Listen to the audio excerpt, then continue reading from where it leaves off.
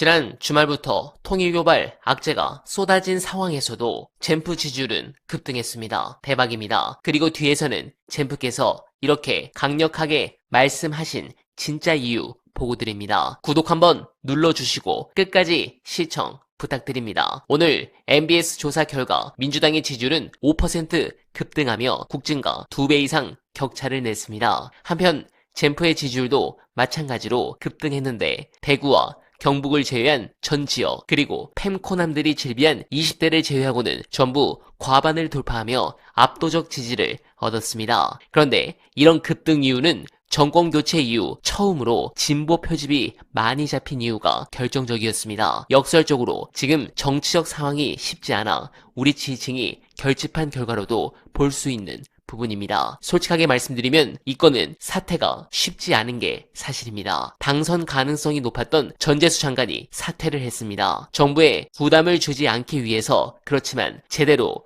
공작이 들어가는 것 같습니다. 그래서 이 대통령께서 경로하신 것 같은데 이 부분에 대해서 이 대통령께서 어떤 생각을 하시는지 화제가 된 분석 끝까지 봐주시고 여러분들의 생각 댓글로 부탁드립니다.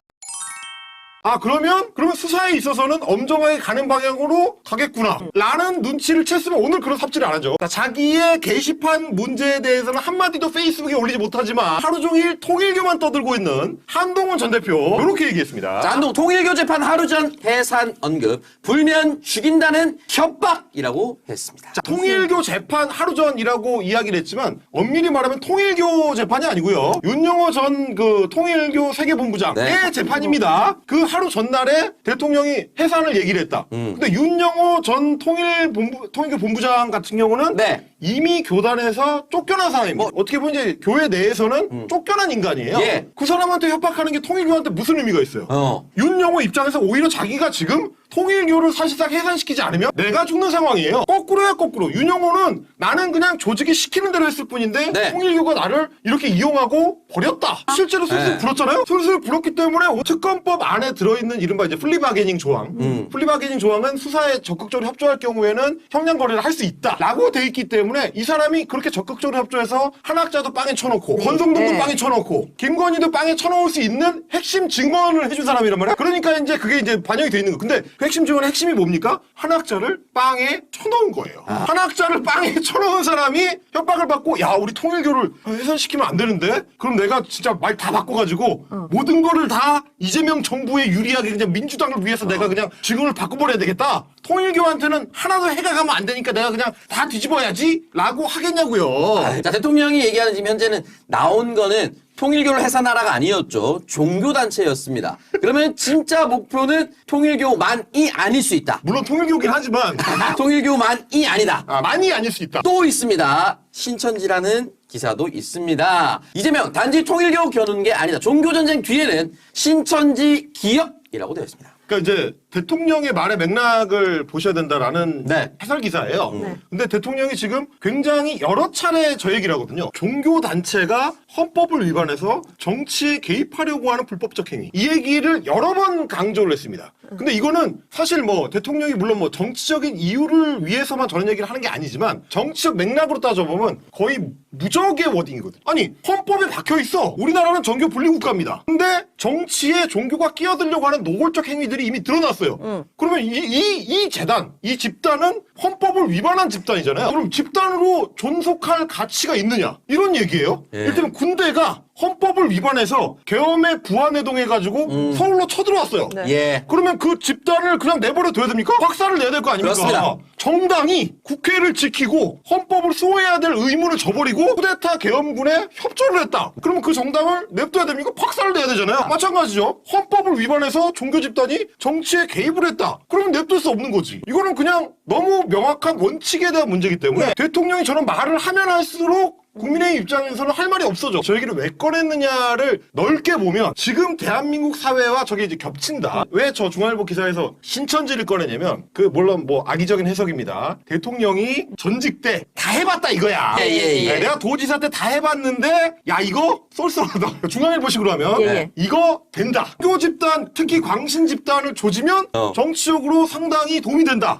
라고 중앙일보가 해석합니다. 국민들 입장에서 봤을 때는 문제가 있는 조직에 대해서 제대로 칼을 댄다. 이렇게 갈 수 있는 거잖아요. 예. 그러니까 이게 넓혀보면 그 다음 단계는 통일교지만 이게 여기서 그치지 않는 워딩이 될 수도 있다라는 공포가 국민의힘과 그 주변 세력들 사이에 있다라는 해석입니다. 왜냐하면 최근에 정치에 본격적으로 개입하고 노골적으로 정치를 흔들려고 하는 종교 집단은 네. 외려 통일교나 신천지 같은 이단 집단이라고 분류되는 애들. 얘네들은 세력도 많이 쪼그라들고 요즘 약간 조심해요. 왜냐면 저승사자가 지금 대통령이기 때문에 요처럼 눈에 띄면 막살 나거든. 예. 오히려 어떻게 보면 약간 좀 수그러들어 있다. 수사 대상이니까. 그렇게 볼 수 있는데 적극적으로 설치고 적극적으로 조직하고 적극적으로 정치 개입하는 거를 숨기지 않는 네. 집단. 이 이른바 극우 개신교 교회들. 예. 자, 그 사람들을 겨냥하고 있는 거 아니냐라고 중앙일보에서 해석을 하는 겁니다. 그러다 보니까 저희가 생각을 해보게 되는 거죠.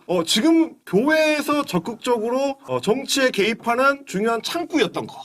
모든 대통령들이 거의 꼬박꼬박 정말 누구는 마지못해서 가고 누구는 가고 싶어서 가는 매년 꼬박꼬박 참석했었던 개신교 극우 단체들이 조직했었던 국가 조찬기도회. 예. 올해는 여러분 취소가 된 바가 있습니다. 지난 기사입니다. 정권 찬양의 뇌물 의혹까지 국가조찬기도회 이제는 폐지할 때라고 나와 있습니다. 저게 이제 9월 달에 나온 기사거든요. 도대체 정치와 종교가 분리된 헌법 국가에서 왜 조찬기 특정 종교 행사에 대통령이 매년 참석하냐? 네, 공감합니다. 먼저 특검팀에게 쓴소리 좀 해야겠습니다. 일 처리가 아주 매끄럽지 못했어요. 특검 입장은 이겁니다. 전 장관 건은 우리 수사 대상이 아니다. 예, 맞을 수 있습니다. 법리적으로 따져보면 그럴 수 있어요. 하지만 문제는 타이밍과 태도입니다. 수사 대상이 아니라고 판단했으면 사안의 중대성을 봐서 진작에 다른 수사기관으로 넘겼어야죠. 쥐고 있다가 뒤늦게 그것도 언론 보도가 쏟아지니까 부랴부랴 경찰에 넘긴다. 이건 누가 봐도 오해를 살만한 행동입니다. 이건 악이라기보다는 정무적 감각의 부재이자 행정적 미숙함입니다. 빌미를 준 거죠. 이건 특검이 반성해야 합니다. 자, 그런데 진짜 문제는 여기서부터입니다. 특검이 일을 좀 서툴게 처리한 이 틈을 타서 지금 국민의힘과 보수 언론이 무슨 이야기를 하고 있습니까? 거 봐라.